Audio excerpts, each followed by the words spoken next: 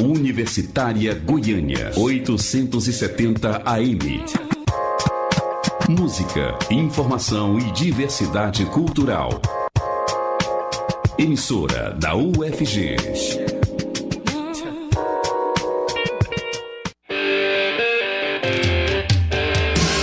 Começa agora o Estação Esportiva. As notícias do mundo do esporte de um jeito que você nunca ouviu.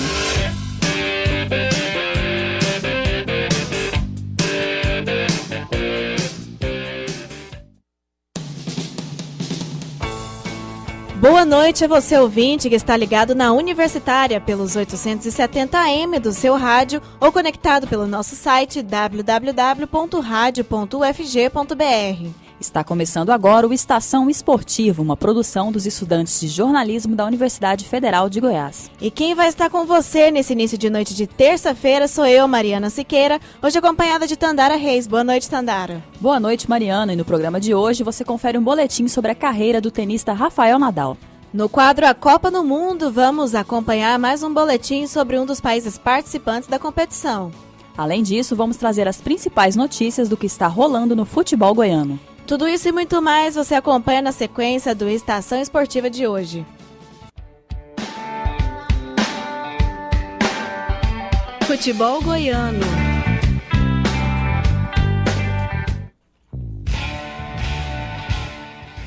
Os 3 clubes da capital vão entrar em campo hoje, pela 9ª rodada do Brasileirão Série B. Os times que vivem fases diferentes no campeonato e, para começar, vamos falar do Atlético. O Dragão vai até Caxias do Sul para o confronto contra o Juventude. O rubro-negro está ali no meio da tabela e, apesar de ter perdido o último clássico, o time está agradando na forma de jogar. Para hoje, só a vitória interessa. O objetivo é subir na classificação e se aproximar do G4. O comandante do Atlético, Cláudio Tencati, falou do momento do clube no campeonato. O técnico destacou o fato de o time estar a apenas 3 pontos da zona de acesso para a elite do futebol brasileiro. Então o Atlético está se mantendo. E aquilo que eu estou naquela esperança. Eu achei que seria o Oeste e a sequência agora, né, com o Goiás, que a gente entraria ali e buscaria isso. A gente interrompeu contra o Oeste, poderia estar muito próximo mais ainda. Mas a gente tem um caminho, a gente está vendo um esboço de equipe, uma maneira de jogar, um comportamento de equipe. Eu tenho buscado isso, tenho dado confiança para isso. Né? No entanto, que você pode ver, quando a gente começa os jogos, o time começa muito bem, né, com uma postura interessantíssima. Tencati destacou ainda o fato de o clube oscilar muito durante os jogos. Para o comandante é necessário algumas contratações de jogadores mais experientes. Com isso, o Dragão ganha tanto na parte da liderança quanto na maturidade dentro de campo.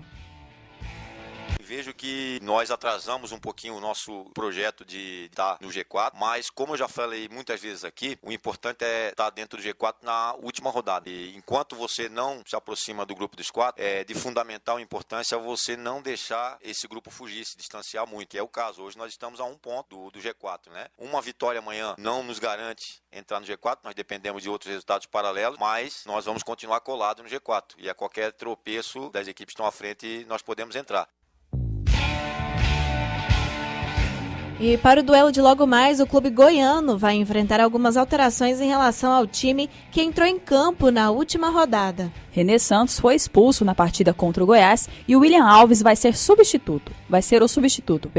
Thomas Bastos também não joga por causa da polêmica de uma foto postada depois da derrota para o Esmeraldino. E além disso, o Atlético pode vir com mudanças na defesa. O goleiro Léo pode substituir o Jefferson, já que o Dragão tem a 3ª pior defesa do campeonato com 14 gols sofridos em 8 rodadas. Sendo assim, o rubro-negro goiano provavelmente entra em campo hoje com Léo no gol e Alisson, Lucas Rocha, William Alves e Mascarenhas compondo a defesa. O meio-campo do Atlético vai ser povoado por Rômulo, Fernandes e João Paulo. Para completar, Júlio César, Renato Kaiser e Júnior Brandão formam o ataque. A partida contra o Juventude vai ser daqui a pouquinho às 7h15 no estádio Alfredo Jaconi. O Goiás também entra em campo hoje e a missão do Esmeraldino é um pouco mais complicada que o do Dragão. O Alviverde goiano está na zona de rebaixamento e precisa da vitória para tentar espantar esse mau momento. O duelo da vez vai ser contra a Ponte Preta e para as duas equipes só a vitória interessa. A Ponte não está na zona da degola, mas está ali coladinha e se perder entra na lista dos 4 que descem para a Série C. Já o Clube Goiano é o 18º com apenas uma vitória em 8 jogos. Pois é, Tandara, e as duas equipes vivem momentos parecidos no campeonato, por isso a noite no estádio Moisés Lucarelli promete ser agitada. A primeira vitória do Esmeraldino foi no sábado, na partida contra o Atlético, e o objetivo do Verdão é dar uma engrenada no campeonato. O clube está com apenas 5 pontos e somente a vitória interessa para a partida de hoje. O técnico Ney Franco vai ser obrigado a fazer algumas mudanças no time, a começar pela defesa, já que Marcelo Rangel está vetado. O número 1 do clube goiano sofreu fortes tonturas na última partida, então Marcos foi acionado pela primeira vez desde que foi contratado pelo Goiás. O goleiro foi bem e entra como titular para o confronto contra a Macaca. E os problemas para Ney Franco estão todos concentrados ali na defesa. O lateral direito Alex Silva levou o 3º cartão amarelo e não joga. André Grobel é o provável substituto. Além disso, Eduardo Brock vai entrar no lugar de David Duarte, que também está suspenso. Sendo assim, a provável escalação do Esmeraldino para o duelo é a seguinte: Marcos no gol, André Grobel, Ed Carlos, Eduardo Brock e Hernanes terminam de compor a defesa. No meio, o time conta com Gilberto, Léo Senna e Felipe Gedós. Já o ataque alviverde vem com Carlos Eduardo, Maranhão e Lucão. A partida contra a Ponte Preta vai ser hoje às 9h30 da noite no estádio Moisés Lucarelli. E por último, e não menos importante, vamos falar do Vila Nova. O Colorado também entra em campo hoje e o duelo vai ser nada fácil para o clube goiano. O Tigre vai receber nada mais, nada menos que o líder da competição. O Fortaleza vem a Goiânia para defender a liderança, enquanto o Vila busca se recuperar no campeonato depois de 4 partidas sem vencer. Jogão, né, Tandara? E mesmo com o clube goiano não tendo um bom rendimento nos últimos duelos, essa partida promete ser um jogaço. O técnico do Vila Nova, Emerson Maria, explicou que não é necessário o desespero para chegar ao G4. Vejo que nós atrasamos um pouquinho o nosso projeto de estar no G4, mas como eu já falei muitas vezes aqui, o importante é estar dentro do G4 na última rodada. E enquanto você não se aproxima do grupo dos 4, é de fundamental importância você não deixar esse grupo fugir, se distanciar muito, que é o caso. Hoje nós estamos a 1 ponto do G4, né? Uma vitória amanhã não nos garante entrar no G4, nós dependemos de outros resultados paralelos, mas nós vamos continuar colados no G4. E a qualquer tropeço das equipes que estão à frente, nós podemos entrar. Lembrando que o Vila Nova passou as 4 primeiras rodadas no G4 e agora luta para retomar para a zona de acesso à elite do futebol brasileiro. Para a partida contra o Fortaleza, o comandante Emerson Maria vai ter alguns desfalques. Giovani está suspenso por ter levado o 3º cartão amarelo e Moacir deve entrar no lugar do volante. A boa notícia para os vilanovenses é que Wesley Matos e Gaston Filgueira estão à disposição do técnico. Sendo assim, o Colorado goiano deve ir a campo com Matheus Pazinato no gol, além de Maguinho, Wesley Matos, Diego Giareta e Gaston Filgueira, ali compondo a defesa. No meio vai ter Wellington Reis, Moacir e Alain Mineiro. E é mais à frente que estão as dúvidas sobre o time. Matheus Anderson entra pela direita, já Reis e Ramon são dúvidas e podem ser substituídos por Juninho e Felipe Silva, respectivamente. Lembrando que o duelo do Tigre versus Leão vai ser às 9h30 da noite no estádio Serra Dourada. E para acompanhar todos os lances dessa partida, fique ligado aqui nos 870M e conectado pelo site www.radio.fg.br. A partir das 9 horas vai começar a transmissão desse confronto com a equipe Doutores da Bola.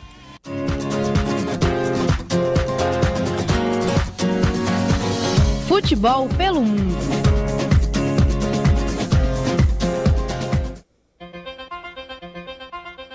A fase de grupos da Libertadores da América se encerrou na semana retrasada e as equipes classificadas esperaram até ontem para saber quem são os seus adversários na nova etapa. A Conmebol realizou na noite de segunda-feira o sorteio dos confrontos para as oitavas de final. E as equipes concorrentes da nova etapa são cotadas como de alto nível. O desempenho dos clubes foi avaliado como homogêneo no geral. O primeiro confronto com o time brasileiro vai ser entre Independiente e Santos. O adversário do Peixe é o atual campeão da Sul-Americana e o maior vencedor da Libertadores. A equipe argentina se classificou para a nova fase em segundo lugar na chave em que Corinthians foi o primeiro colocado. E por falar no Alvinegro Paulista, o Timão vai enfrentar o Colo-Colo do Chile. A equipe tem como destaque o meio-campista Valdívia, que jogou por muito tempo no Palmeiras. E o Porco, por sua vez, vai duelar contra o Cerro Porteño. O clube paraguaio já encarou o Palmeiras 2 vezes na Liberta. O primeiro encontro foi em 1999, ano em que o Alviverde ganhou o único título da competição. Outro que vai encontrar um rival já conhecido no torneio é o Grêmio. O adversário do tricolor é o Estudiantes. As equipes duelaram em 1983, quando o time gaúcho ganhou a Libertadores pela primeira vez. E por último, a briga entre brasileiros. Flamengo e Cruzeiro vão disputar a vaga nas quartas de final. As equipes também jogaram em fase decisiva no ano passado pela Copa do Brasil. Na ocasião, a Raposa levou a melhor com o título na disputa de pênaltis. Os outros combates que vão encerrar as oitavas vão ser entre Racing e River Plate, Atlético de Tucumã e Atlético Nacional e Boca Juniors e Libertad.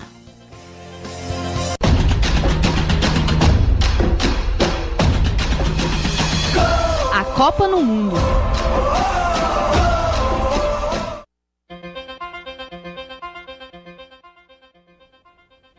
Pelo 28º episódio do quadro A Copa no Mundo, hoje vamos até a Europa Central para conhecer um pouco da Polônia, um país com grande diversidade cultural e belíssimas paisagens. Pois é, Tandari, a seleção polonesa nunca conquistou uma Copa do Mundo, mas nesse ano promete surpreender os adversários. Para saber mais sobre esse país, acompanhe o boletim de Flávia Silva.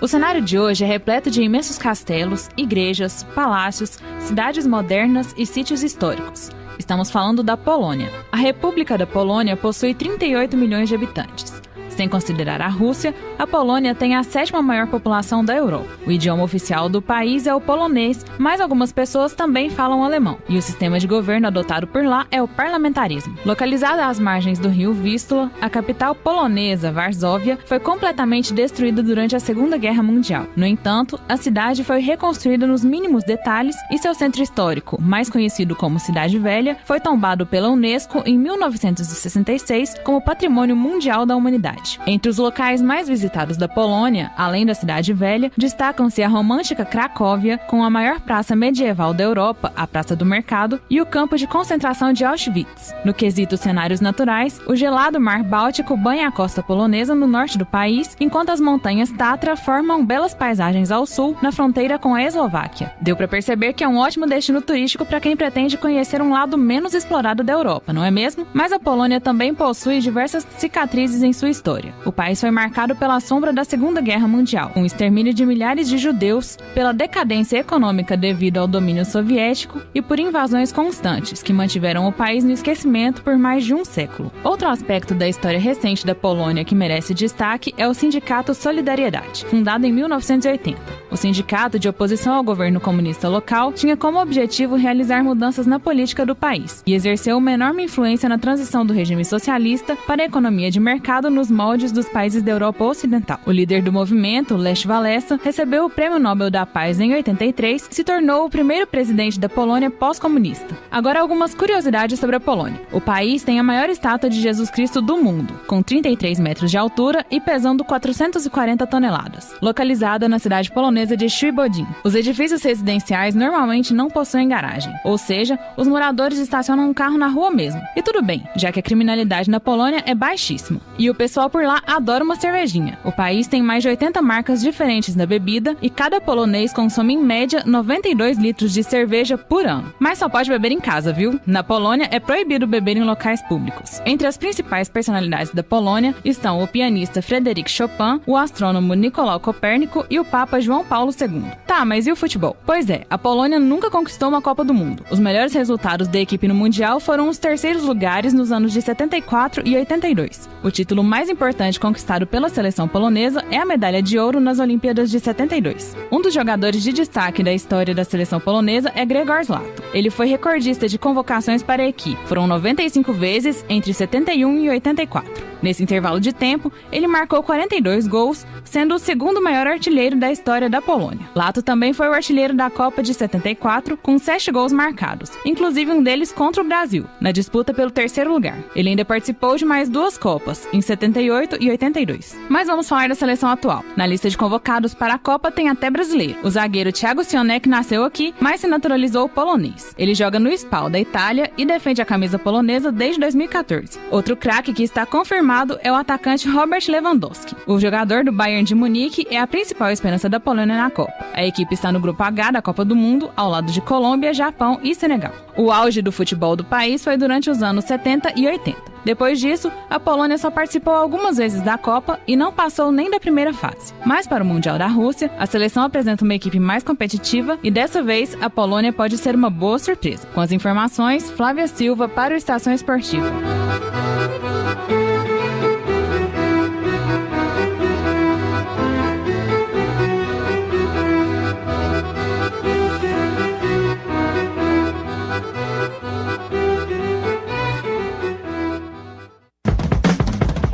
No ar, Estação Esportiva, o programa de todos os esportes.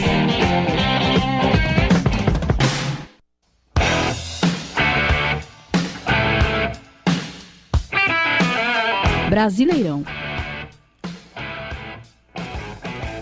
Na Universitária são 6 horas e 47 minutos e nessa noite de terça-feira vai ter rodada cheia na segundona. Como falamos antes, o duelo do Vila Nova é contra o Fortaleza no Serra às 9h30 e com transmissão do Doutores da Bola pela Rádio Universitária. Logo mais às 7h15 as partidas vão dar início à etapa. O Atlético vai até o Alfredo Jaconi enfrentar o Juventude. O Dragão precisa esquecer a derrota do Clássico de sábado para tentar subir na tabela contra a equipe de Caxias do Sul. E jogando no mesmo horário, Figueirense e Londrina duelam no Orlando Scarpelli.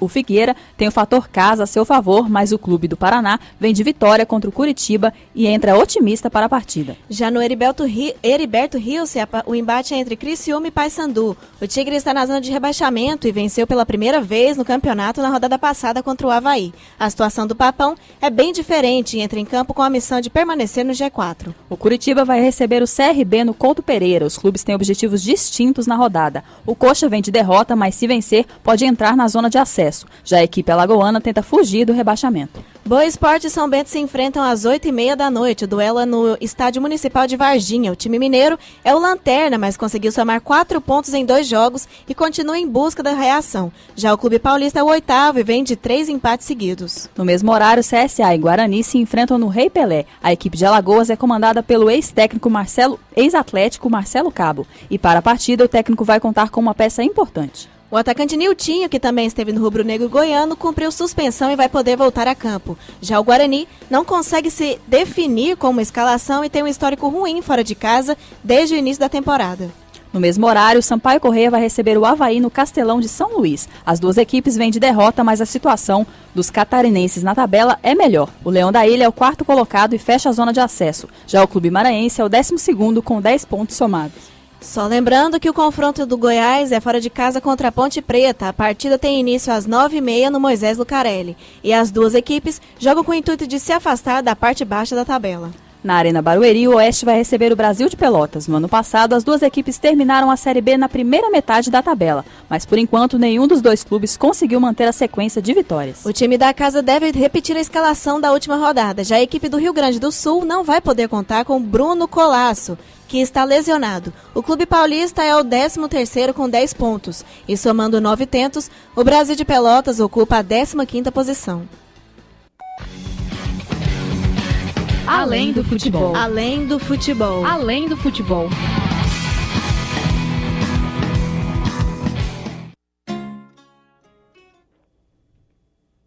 Uma das lendas vivas da história do tênis mundial fez aniversário no último domingo. Acompanhe agora a história da carreira de Rafael Nadal no boletim de Cláudia Augusto na voz de Daniela Versiani. Falar de tênis e não lembrar de Rafael Nadal é praticamente impossível. E essa lenda viva do esporte completou no último domingo 32 anos de vida, com muita história e títulos para contar. Rafael Nadal Pareira é natural da cidade de Manacor, localizada em Maiorca, maior ilha que compõe as Ilhas Baleares, pertencentes ao território espanhol. O atleta nasceu numa família de esportistas. Ele é sobrinho do ex-zagueiro Miguel Ángel Nadal, que atuou pelo Barcelona e figurou entre os convocados da seleção espanhola durante os anos de 1990. Começou a jogar tênis aos 3 anos de idade e aos 5 já frequentava 2 vezes o clube de tênis da cidade. Com 12 anos, Nadal mostrou que era diferenciado dos demais, já que conquistou títulos nacionais e europeus enfrentando tenistas mais velhos que ele. Em 2002, isso com 15 anos de vida, ganhou seu primeiro jogo em Maiorca, contra Ramon Delgado, se tornando o 9º tenista da história do ATP, a Associação dos Tenistas Profissionais, a ter uma vitória com menos de 16 anos.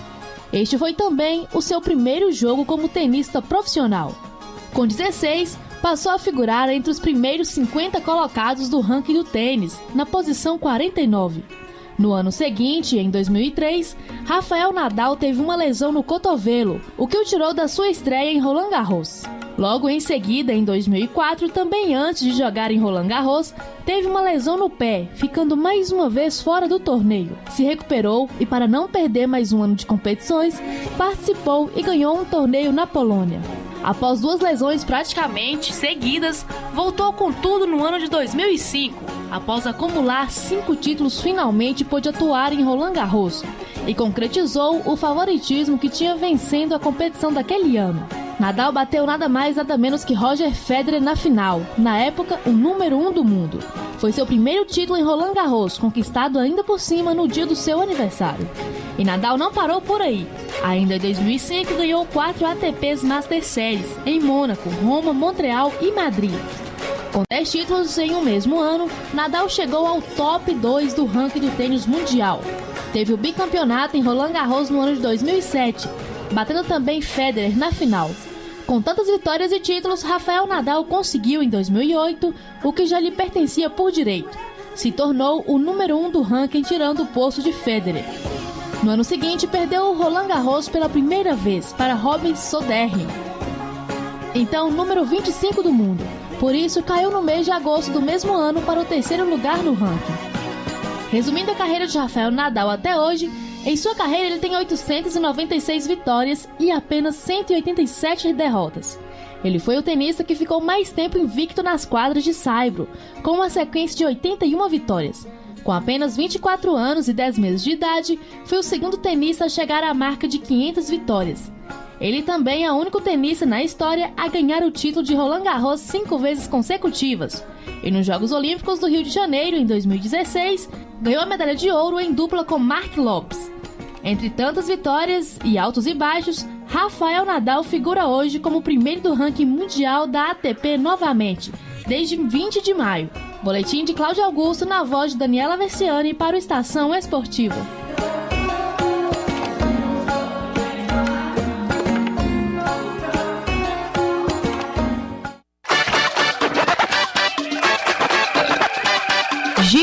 Giro esportivo.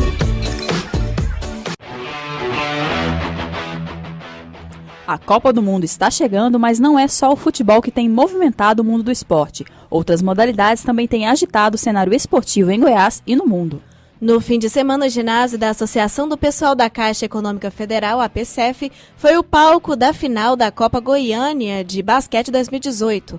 O embate eletrizante foi disputado entre a equipe do Jaó Universo e o Goiânia Pago Express.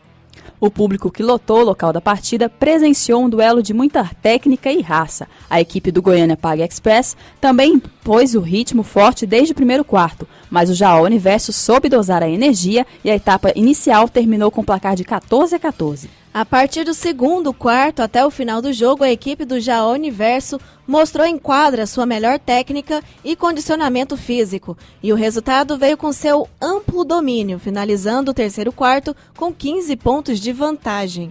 No último quarto da partida, as bolas de 3 começaram a cair para o Goiânia Pago Express. A equipe tentou reverter o placar desfavorável, mas o time do Jaó Universo resistiu e sagrou-se campeão da Copa Goiânia de Basquete 2018 com placar de 94-84. Na manhã de hoje aconteceu a abertura da 4ª semana da Liga das Nações de Voleibol Feminino. O Brasil encarou a China e reviveu as amargas lembranças da derrota nos Jogos Olímpicos do Rio de Janeiro. Dessa vez o final foi diferente, viu, Mariana? A seleção começou mal no jogo, mas reagiu e se agigantou para virar o placar. No primeiro set, as chinesas mostraram suas armas e foram muito fortes no conjunto, enquanto o Brasil apresentou problemas na recepção e nos passes.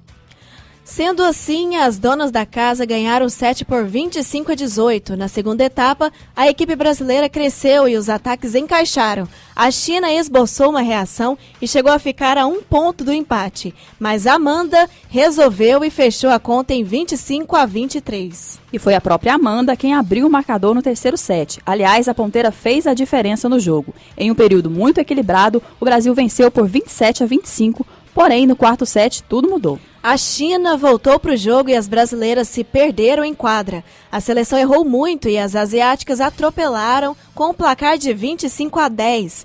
No tie-break, Zé Roberto conseguiu motivar seu time e com a partida equilibrada, os dois países se alternaram na dianteira, com o desgrudar do marcador.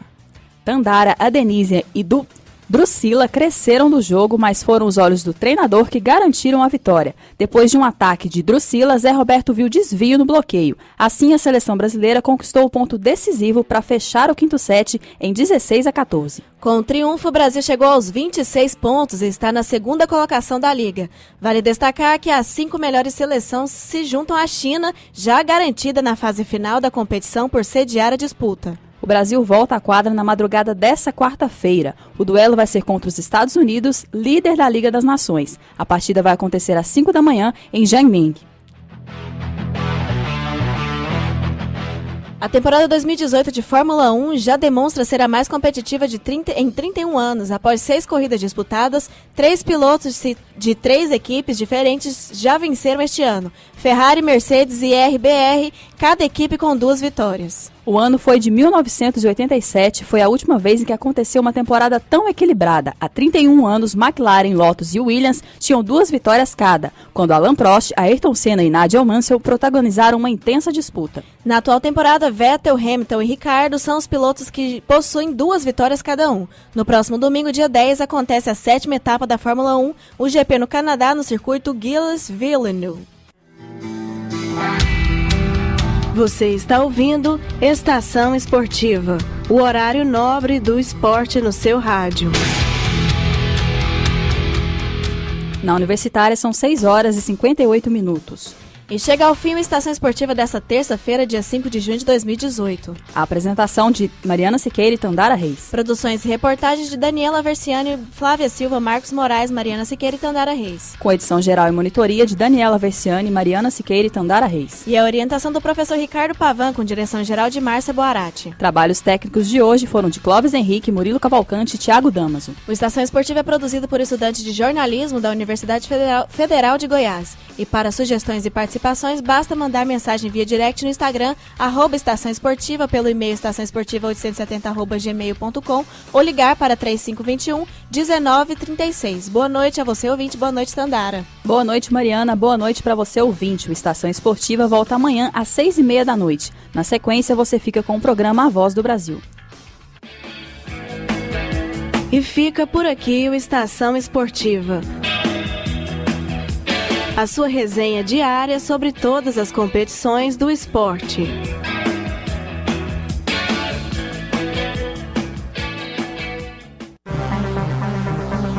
ZYH 754, 870 kHz, AM. Rádio Universitária, Goiânia. Emissora da UFG.